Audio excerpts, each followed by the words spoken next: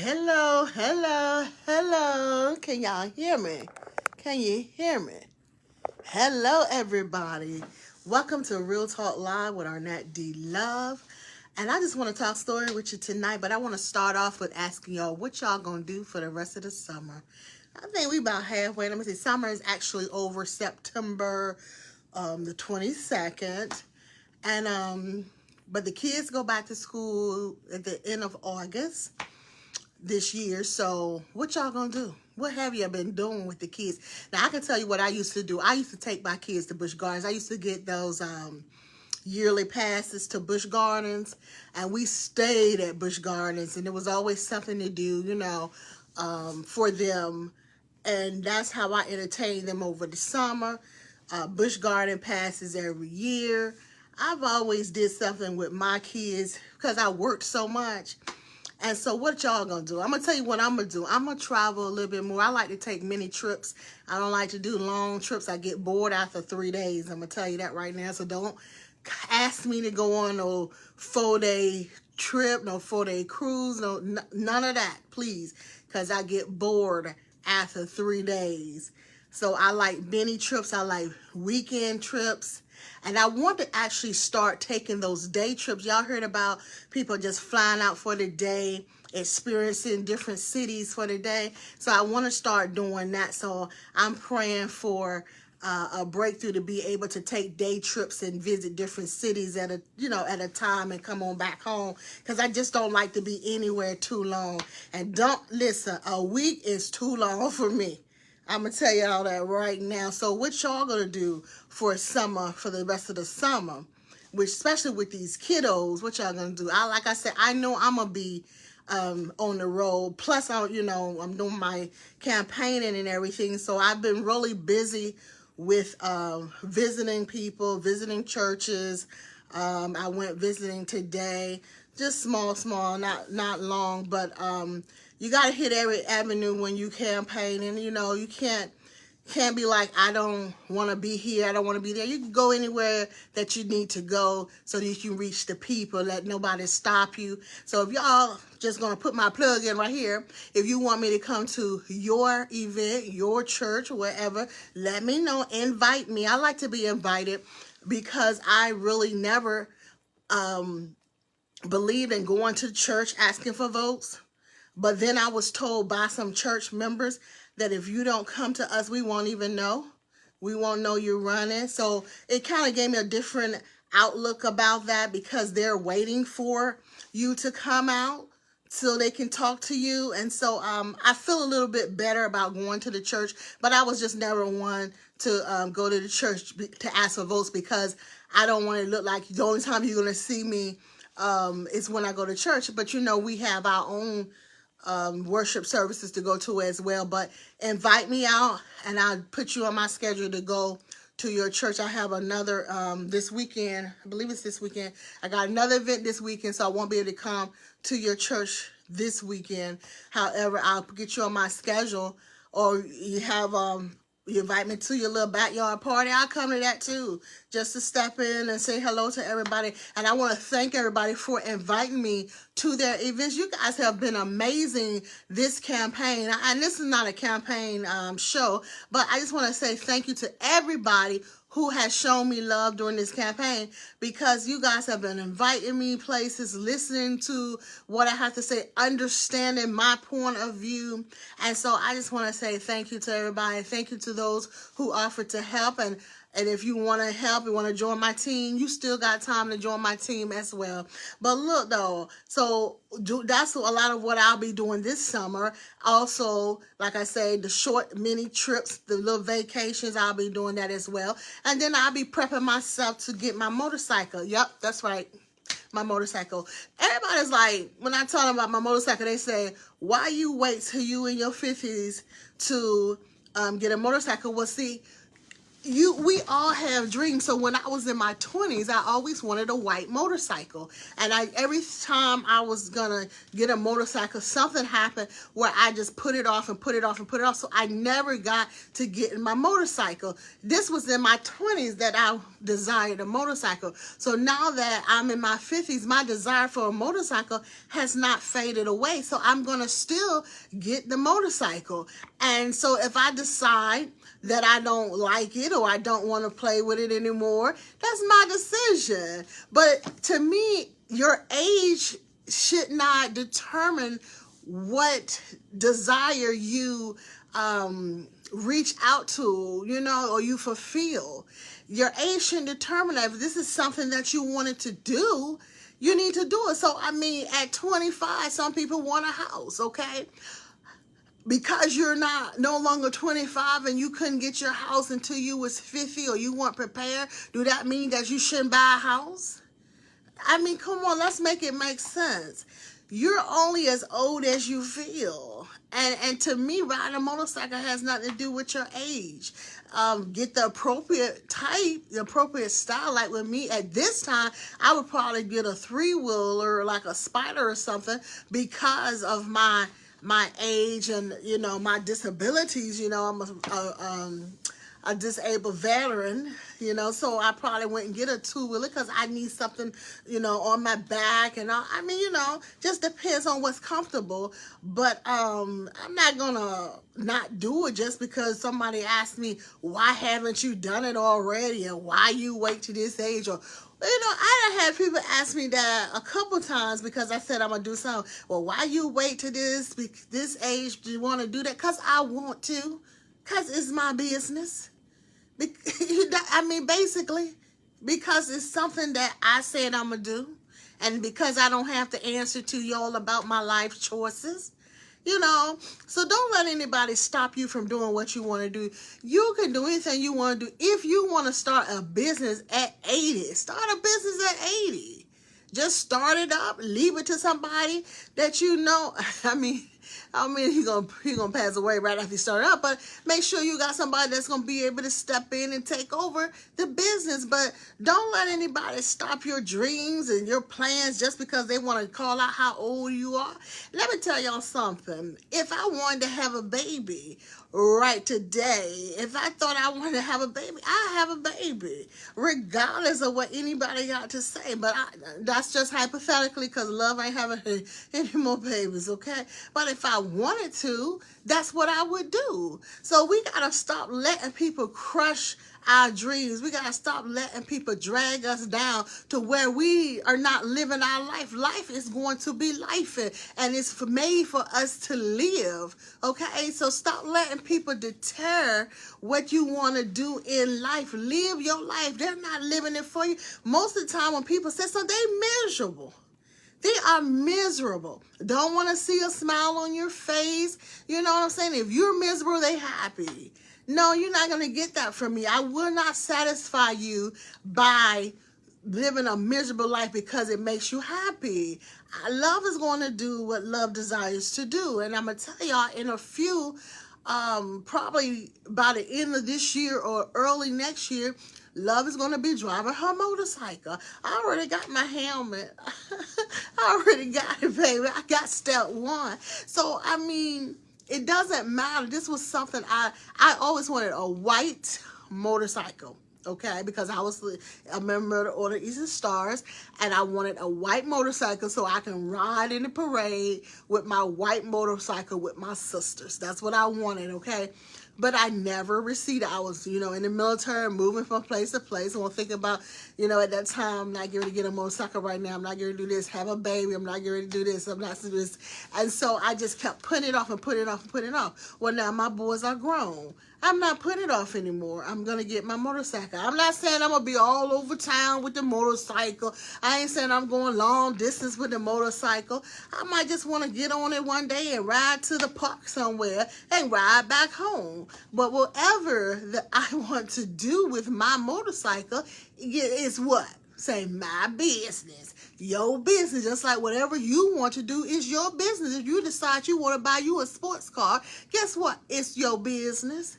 It doesn't matter if you're 60 years old and somebody comes and tell why you wait till you're 60 and want to get a fast car, because it's your business. You have the right to do what you want to do when you're paying for, when you're living for, when you're not asking anybody else to help you with it. You have a right to do what you want to do. So we have to stop allowing people, once again, as I said, to crush our dreams. As long as you got breath in your body, warm blood running through your veins, live your life. Do whatever it is that you want to do in life, because we only get one. You know, I tell people all the time, like things that relationships that didn't work out or stuff like that. I always say, well, I'll see you next lifetime. You are my next lifetime and all that stuff like that, right? But the thing about it is, all that means is that this time it just didn't work. You know, we're not gonna work out this life, and hopefully next life, maybe we'll meet again. That's all that means to me. It's just that we just didn't work out. You know what I'm saying? Because you get one life and we gotta live it to the fullest, and you can't allow anybody to make you miserable with their negativity. We're not doing negativity anymore in our lives. I don't know where you've been. Thank you so much for the stars. I appreciate it. But we cannot allow people to them stars done through me, y'all. Thank you now. Hey, but yeah, we can allow people to make us lose focus on what we want on our lives. Okay, we really can't. I'm not sure who sent me the stars. I can't see it, but I appreciate you. So we're going to have to keep moving. We're going to have to keep pushing. We're going to have to keep doing what it is that makes us happy, because once your life is over, it's over. You know what? Let me tell y'all something. There was a whole bunch of creative people in the grave. A whole bunch of songwriters, a whole bunch of musicians, a whole bunch of poets, a whole bunch of authors. All of them in the grave right now, because what? They did not live their lives. They let people tell them that they couldn't do it. Now, I'm going to tell y'all what I didn't do. This is what I was encouraged to do one time. I was told that I needed to go on stage to be a comedian. And this was, I want to say this was probably in the 90s, because I used to make all my friends laugh. And if you're around me, a lot of times you'll be laughing too. But I used to go make all my friends laugh, right? And but the thing was, I told this guy, I said, you know, such and such said I need to go to the open mic and go and, you know, do the show. Steve Harvey was coming to I think it was Fort Jackson. No, he was coming to Hunter Army Air Force Base, and they had a comedy club close to it, and so they was like, you need to go and do the comedy show. And I knew I made people laugh, but I didn't think I was that funny, okay? So what happened was, when I told the guy that someone asked me to go to the comedy show and do the open mic, he was like, well, do you think you're funny? And I said, no, I don't think I'm funny. And he was like, well, there's your answer. Well, the thing is, I let that small conversation deter me from any more thought about comedy. And through the rest of my life, I realized that I make people laugh easily. You know, if you're actually talking to me, you're going to end up laughing about something I said. And so I never, ever tried to do comedy. Ever tried to do comedy. And I do stuff. My mom sits in the car and just laughs at me uncontrollably, to the point where I'm like, what are you laughing at? You know, and she has to remind me what I said, because she be dying laughing. But, you know, that I don't regret it, because I said I didn't think I was funny, but I know I am funny. So I felt like I probably should have tried it. But that's listening to people, that we will miss out on our calling. We'll miss out on our calling. You know, and so comedy could have been one of my callings, because I know that I do some funny stuff and say some funny stuff, and then, you know, even when I'm trying to be serious, people laughing at me, and I honestly, I know a lot of people can attest to the fact that they be with me and they hear me say, what are you laughing at? And they be laughing at me. It be something crazy I done said, you know what I'm saying? But, you know, that's neither here nor there because that really wasn't my desire. But I'm just giving an example of how we allow people to squash our dreams, how we allow people to discourage us from doing things, possibly developing our gift. Because, you know, we all have gifts. We have what's in us to make us self-sufficient. We have what's in us to make money. I know you guys know that. It's in you. Whatever it is, your talent is in you. Your gift is in you, but we have to develop it sometimes. And sometimes that means we have to go to school, you know, maybe a little trade to brush up on how to use it, some little studying, some research or anything. We have to develop our gift once we identify it, but we all have it. We all have what we need to be self-sufficient. I'm telling you, we do. And so a lot of times we'll let people discourage us from using our gifts, from using what we were born with to make us some money. Let me just put it in layman's terms. People discourage us from using what we have to make money, to be able to bring home the bacon, to be able to take care of our families. A lot of times it's already in us.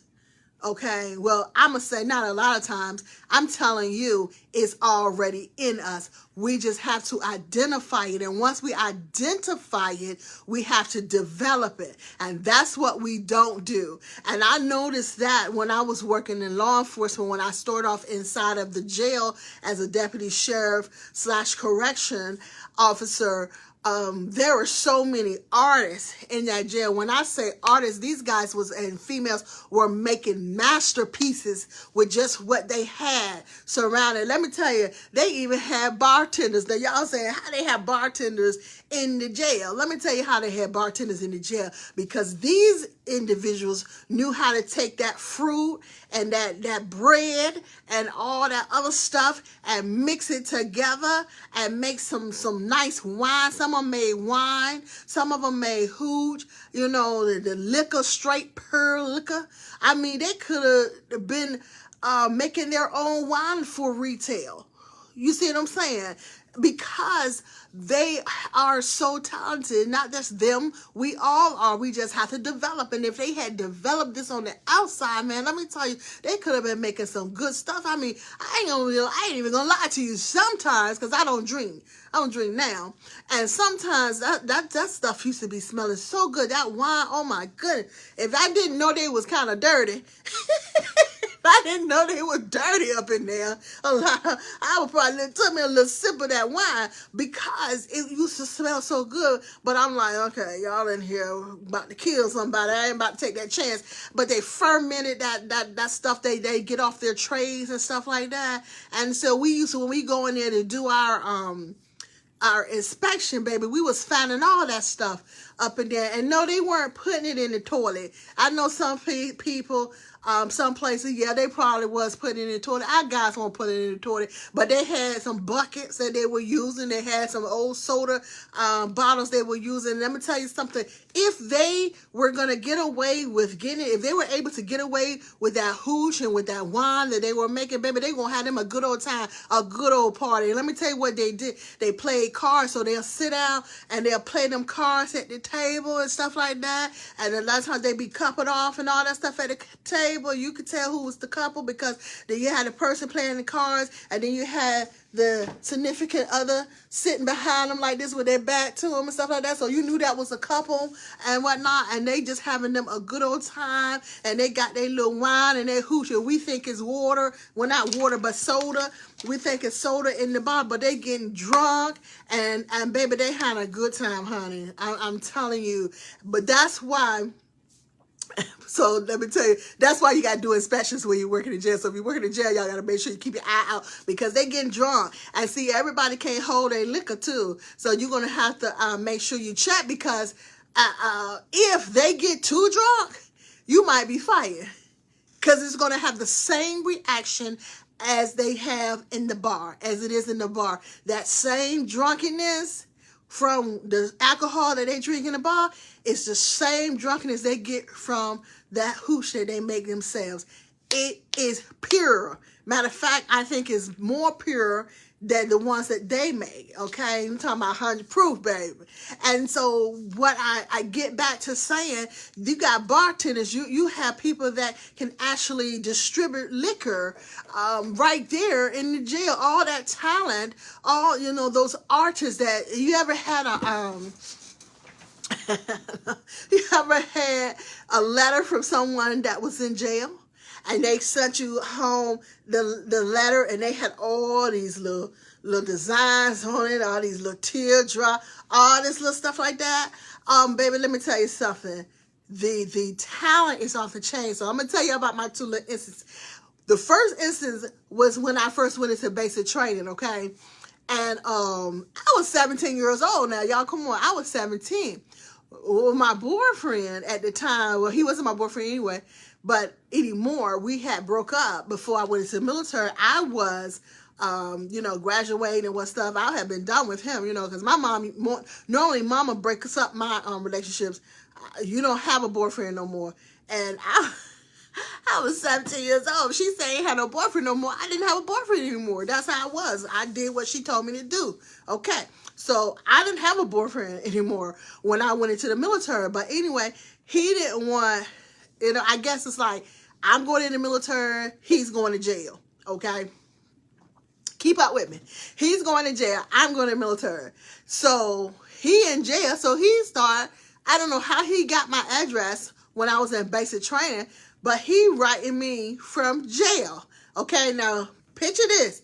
I'm 17 years old. I'm sitting in a group waiting on our mail to come. Our drill sergeant sits at the head of the circle, and we're sitting in Indian style on the floor waiting on our mail to come.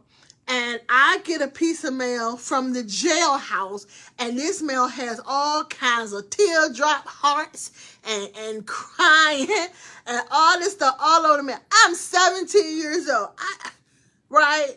And I am embarrassed because my drill sergeant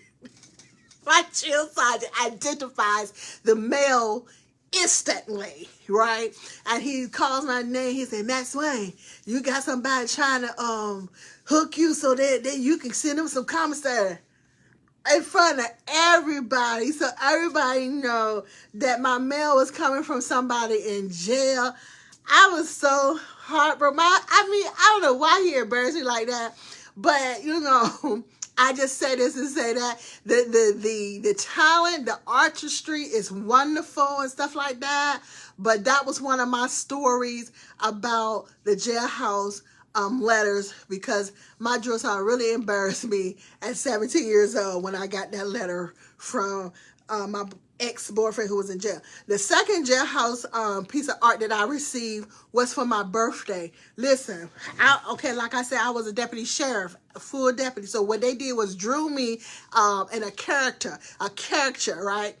And so I had, you know, back then I had just got out of the military, so I was fit, you know. And so they had my hair in a bob. They had the skin color perfectly brown.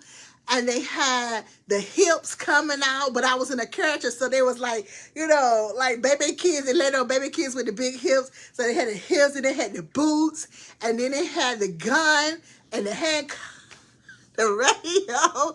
They drew that character. That character looked just like me. And I will always say, ladies, right? And they had ladies on the card. And I mean, it was the best birthday card ever. And I'm pretty sure if I go through my stuff, I will find it, because I didn't throw anything like that away, because it was just so, it was remarkable.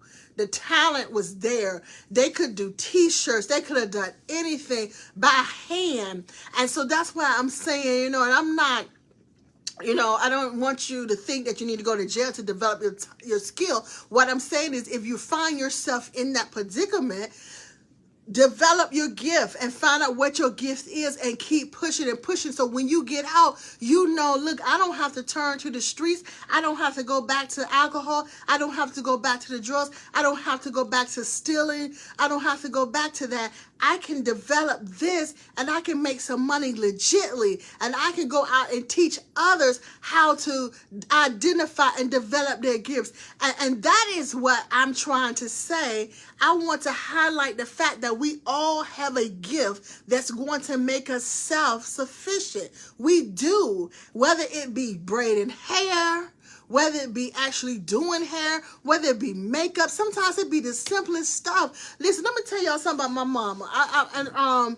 My mother was a master seamstress, and this is why I kept. If you remember, I ran in 2020 for school board, and I ran in 2022 for school board. And both times I ran on us getting a trade school for our kids. And the reason why I ran on that, because I was able to witness what trade schools do for the youth. My mother started off at Norco when they had the trades. You know, they had carpentry, and they had mechanics, they had seamstress, the cooking and all that stuff, you know. And so mom was a seamstress, right? So my mom started off there. Also, my mama was a track star too. My mama could really run. But anyway, she was a seamstress, and she went to was it TCC or was it Keys? I think she went, whatever community college they had, mother went, and she advanced as a master seamstress, right? So my mom used to build Jeep doors, them Jeeps that y'all got, that some of you buy, with them doors that you can take off. My mother used to sew those. My mom used to sew covers for the ships at the shipyard. My mom used to do all that stuff. My mother would make you know, little aprons or little skirts for us, the shirts with the headbands that match. If y'all remember the shirt that I have, I'm gonna try to find it and post it. But it's a shirt, it's red, it's real cute, and then she had the matching headband over my ponytail, the ponytail holder. My mom used to do that stuff for us all the time. So mom broke out the day because they had a family and friends day at the church, at her church, and I attended her church, and of course with my other family members. My mom broke out with this apron. Now y'all know I sewed the apron up the other time. I don't know if I showed it to you, but I sewed this nice apron. I repurposed the shower curtain, and so my mother saw my apron, and you know, she's the master seamstress. She gonna show me. She gonna sew better than me. Baby, I went out there, and my mom had on an apron with the stained jean, with the rips in the jean.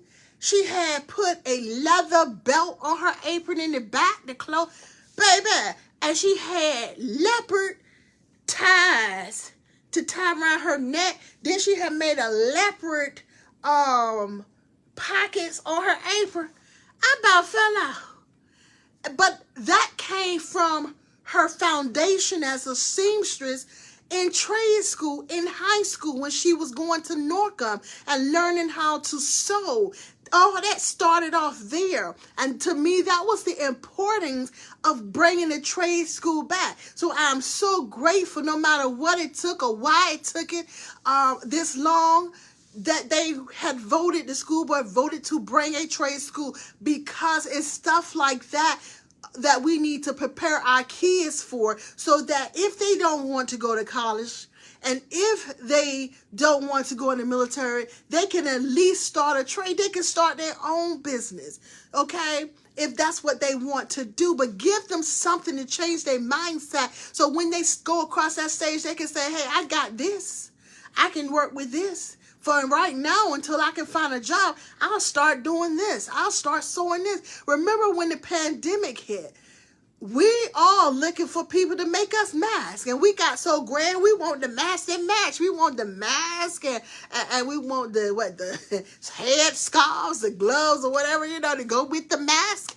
If our kids had that trade in school, they could have made them a little bit of money through the pandemic.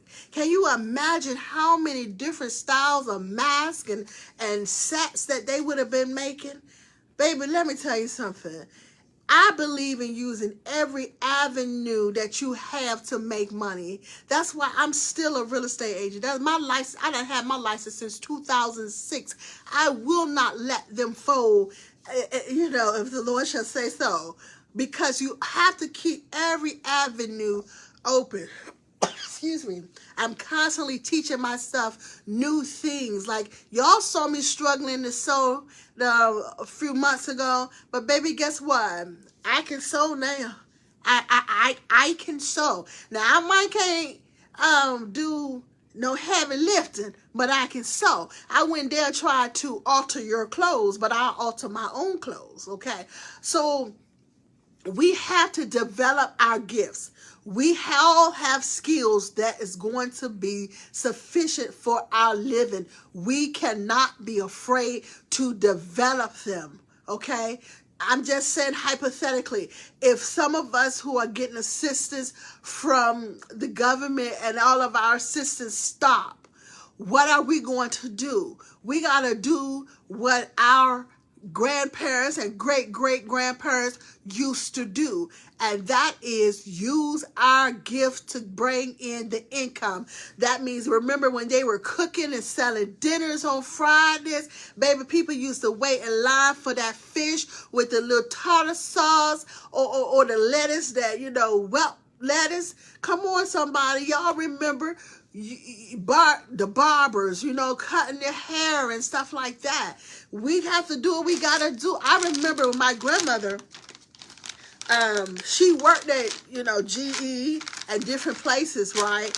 And she did the nursing job, but my grandmother was also a cosmetologist for years. She had her license for years, okay? Excuse me.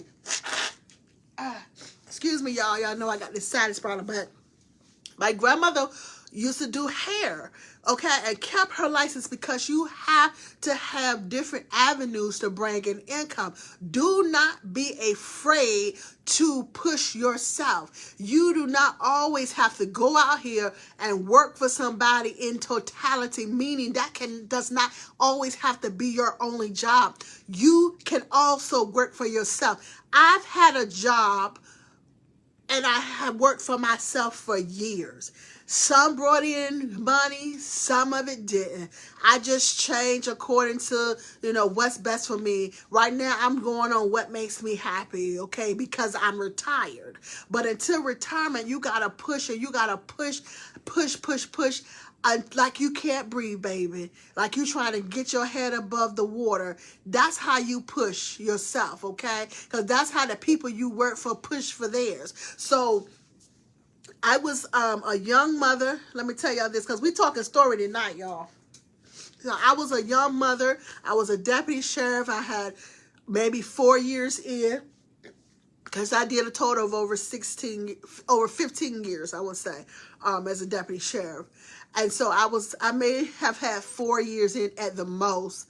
Had one child, and this man told me, he said, Arnette, he said, I watch you, you're a hard worker, you're smart, you're in college trying to get more degrees. He said, but eventually your son is going to become a grown adult and you're going to need tax write-offs and this, that, and other. And he said, get you a part-time ownership. Be a business owner, right? He said, I don't care if you have to sell Avon and buy all the Avon yourself. Be your own boss, okay? I was in I would say my late 20s when my late 20s, early 30s when he told me that. Be your own boss. Y'all, I went, bought me some, bought into Avon, started selling Avon, buying the Avon myself, having business meetings for Avon so I can have tax write-offs and stuff like that. Just bossing it up with Avon. I went from Avon. I did start off with Amway, but I really won't go with Amway. But the Avon, that's what stuck. So I went from Avon to, and I realized that, hey, I can sell my own jewelry. I came here back to Virginia. I sold some more Avon. Then I started selling my own jewelry. That's how I got my online clothing store here in Virginia. And I started selling clothes, shoes, jewelry, mainly scarves and hats. And I know some of y'all remember I was selling it at the church and everything, baby. Anywhere I could, I set up and sell it. And so what happened with that was when the paparazzi came and people was able to buy everything for $5, I said, I can't, sell my stuff for $5. And so I slapped off on the online clothing store. But yeah, guess what? Because I told you have to have open lines of income. I kept my online clothing store. So I still have it to this day. Okay, so that's what I use for my t-shirts and stuff like that I'm developing, learning how to make better. So my online clothing store is how I sell my t-shirts, okay? And so this is what I'm saying. Keep your avenues of money making open. And so I went from the online clothing store. At the same time, I was at one time I was a substitute teacher. It wasn't my business, but it was a side hustle. Come on now, we got to keep that money coming in. And I also started real estate in 2006. That right there was good until the real estate market had crashed, and that took a lot of us out. But I was determined to keep my license, so I kept my license and everything. And I mean, it was amazing for me when I was having a closing like every third week.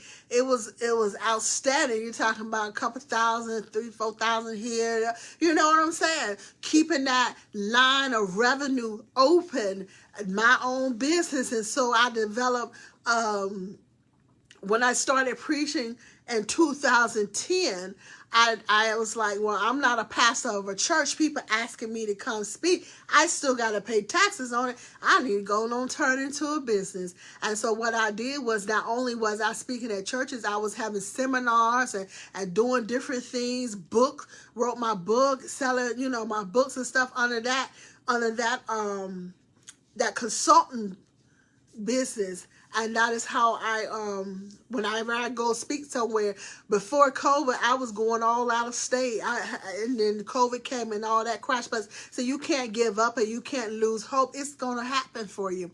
And so that's what I was doing. And then I started with the Real Talk Live show. At first, I had a partner, a co-host. And that worked for a little while, and then we parted ways, and I was like, I'm not going to stop this. And so I kept going, and Real Talk Live is actually 3 years old now. Matter of fact, this summer, it's 3 years old. And so it helps because people want to come on my show. Y'all know I used to have a lot of guests, and whenever I have guests, we definitely going to come on at 2 o'clock.